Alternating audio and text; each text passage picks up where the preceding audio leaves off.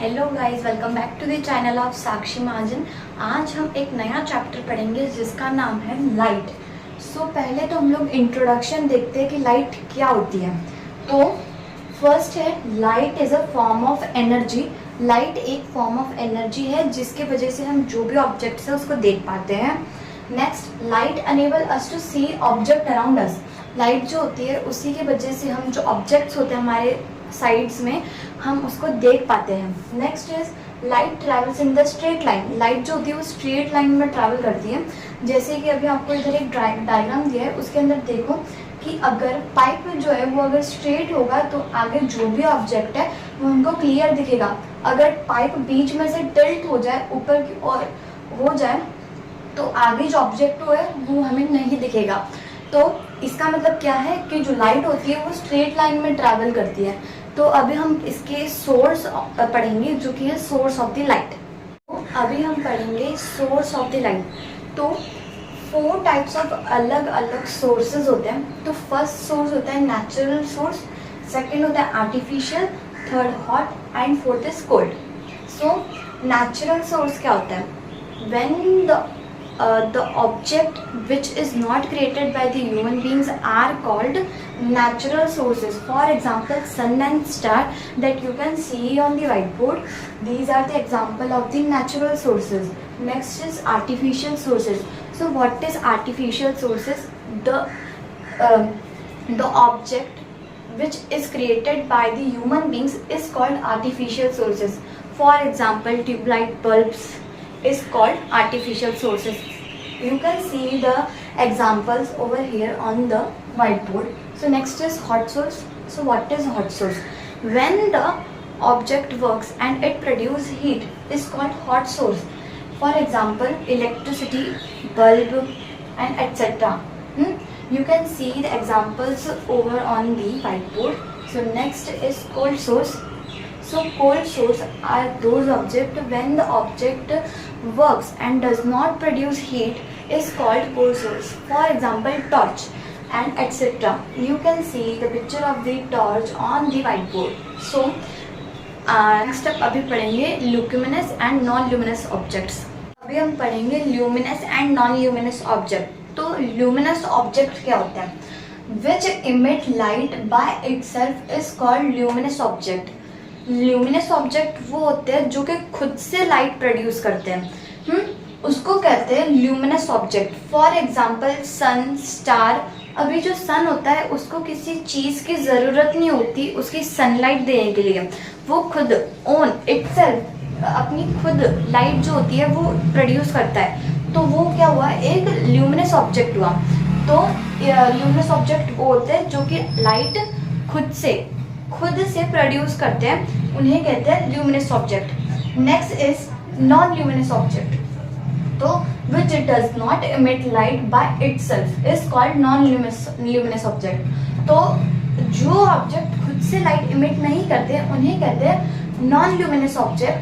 For example tube light, bulb, इनको जलने के लिए इलेक्ट्रिसिटी चाहिए होती है, तो ये एक नॉन ल्यूमिनस ऑब्जेक्ट है। तो ये एग्जाम्पल्स है कुछ वाइट बोर्ड पे जो कि ल्यूमिनस और नॉन ल्यूमिनस ऑब्जेक्ट्स के हैं। तो अभी हम पढ़ेंगे reflection and laws of reflection. अभी हम पढ़ेंगे reflection and laws of reflection. तो पहले तो हम देखते हैं कि रिफ्लेक्शन क्या होता है। तो रिफ्लेक्शन की डेफिनेशन है bouncing back of a light from surface is called reflection. कोई भी, जैसे इधर सपोज किसी भी ऑब्जेक्ट पे लाइट पड़ रही है और वो लाइट बाउंस होके वापस आती है, उसको क्या कहते हैं? रिफ्लेक्शन। और नेक्स्ट है from smooth and shiny like glass and water. कौन सी सरफेस? जैसे अगर कोई भी ऊपर नीचे जैसे पथरीली जगह होती है, अगर उसके ऊपर लाइट हमने दी तो वो बाउंस नहीं होगी, क्योंकि जो लाइट के लिए बाउंसिंग रिफ्लेक्शन अगर हमको देखनी है तो स्मूथ और शाइनी सरफेस पर होती है। कैसे? ग्लास और वाटर की तरह। अगर हमने किसी भी स्मूथ या फिर शाइनी सरफेस पे अगर हमने लाइट डाली तो फिर वो रिफ्लेक्ट होकर हमको वापस दिखती है, तो उसे हम कहते हैं रिफ्लेक्शन। नेक्स्ट अभी हम देखते हैं कुछ लॉज ऑफ रिफ्लेक्शन। तो रिफ्लेक्शन के जो लॉ होते हैं वो 3 लॉ होते हैं, एक तो रिफ्लेक्टेड रे, एक नॉर्मल और एक इंसिडेंट रे। तो इधर एक डायग्राम दिया है पहले तो कि मिरर है और मिरर के अंदर ये साइड में मिरर है और यहाँ पर एक टॉर्च है, मीन्स इसको एक ऑब्जेक्ट मान लेते हैं। ये कोई भी ह्यूमन बीइंग है, ह्यूमन बीइंग सपोज ऐसे हमने एक मान लिया कोई भी ह्यूमन बीइंग है और उसके हाथों में ये टॉर्च है जो कि उसने पकड़ी हुई है। उसने मिरर के ऊपर स्ट्रेट, टॉर्च जो होती है वो उसने मिरर के ऊपर स्ट्रेट लाइन से एकदम स्ट्रेट लाइन में दी। वो भी किसके ऊपर? ये मिरर है, ये मिरर है, ये मिरर और ये ह्यूमन बीइंग और ये टॉर्च है। तो ह्यूमन बीइंग ने टॉर्च से एकदम स्ट्रेट वे में मिरर के ऊपर लाइन ली।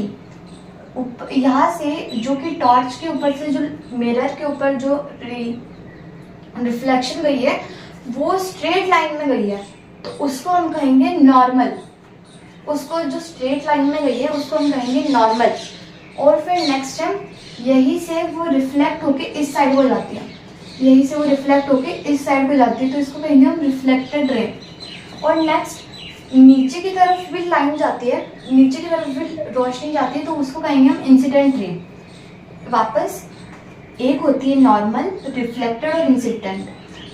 तो हमने जो लाइट टॉर्च से मिरर पे मारी वो सीधी लाइन में है, तो वो हो जाएगी नॉर्मल रे।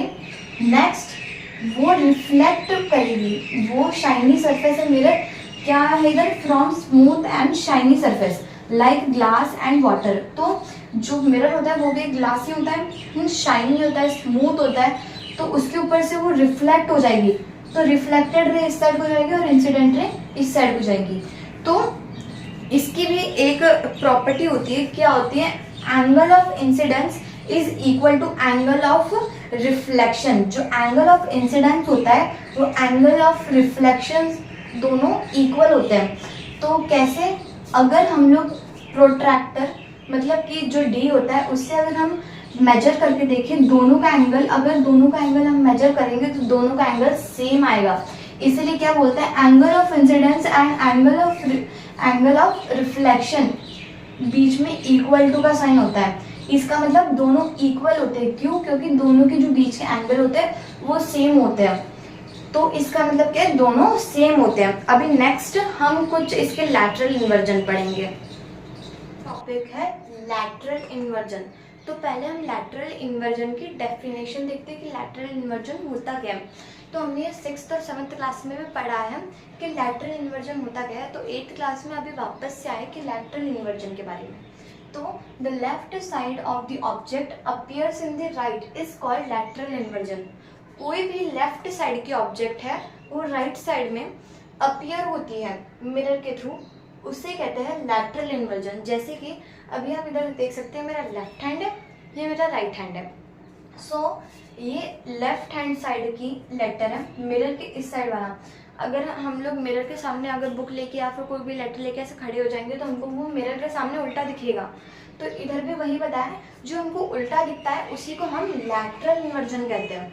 तो अभी इधर देखो कि लेफ्ट हैंड साइड में ई है और राइट हैंड साइड में जब हम आएंगे तो यही ई ऐसे उल्टा हो जाएगा। इसको क्या कहेंगे हम? Lateral inversion. तो इसको अभी हम थोड़ा कॉन्सेप्ट में समझते हैं। तो अभी ये एक मिरर है और ये एक ह्यूमन आई है। ह्यूमन आई मिरर को देख रही है, ह्यूमन आई जो है वो मिरर को देख रही है।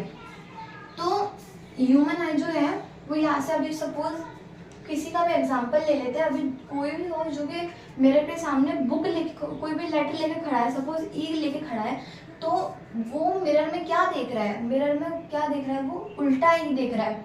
तो उसको हम कहेंगे लैटरल इन्वर्जन। जो भी कोई भी लेफ्ट साइड वाली ऑब्जेक्ट अगर राइट साइड में अपीयर होती है या फिर कोई भी राइट साइड वाली ऑब्जेक्ट लेफ्ट में उल्टी अपीयर होती है तो उसको हम लैटरल इन्वर्जन कहते हैं। तो क्या बोला इधर? The left side object appears in the right side. जो भी अभी जैसे ये लेफ्ट साइड को मुंह है, ये इधर को राइट साइड को मुंह हो गया इसका, तो इसको क्या कहेंगे हम? Lateral inversion. तो अभी आपको ये कमेंट करना है कि ऐसे कौन कौन से लेटर है जो कि सेम आते हैं, मिरर के अंदर देखने के बावजूद भी सेम आते हैं। जैसे कि अभी हमने y लिया है, y को अगर हम इस साइड से देखेंगे ह्यूमन आई की तरफ से, अगर कोई भी y लेके खड़ा है तो वो क्या देखेगा, y वापस वही देखेगा, क्योंकि y कुछ मतलब अलग नहीं दिखेगा। जैसे o हो गया, a हो गया, इनको अगर हम मिरर में देखेंगे तो ये लोग सेम ही दिखेंगे। तो आपको ये कमेंट करना है कि ऐसे कौन से लेटर है जो कि हम मिरर में देखेंगे तो भी सेम दिखेंगे। तो अगर आपको इसका फुल वीडियो देखना है तो आप पार्ट 2 देखिए ज़रूर। ये पार्ट 1 था जो कि क्लास 8 का चैप्टर लाइट था। नेक्स्ट पार्ट 2 आप हमारे चैनल पे जाके देख सकते हैं। Thank you.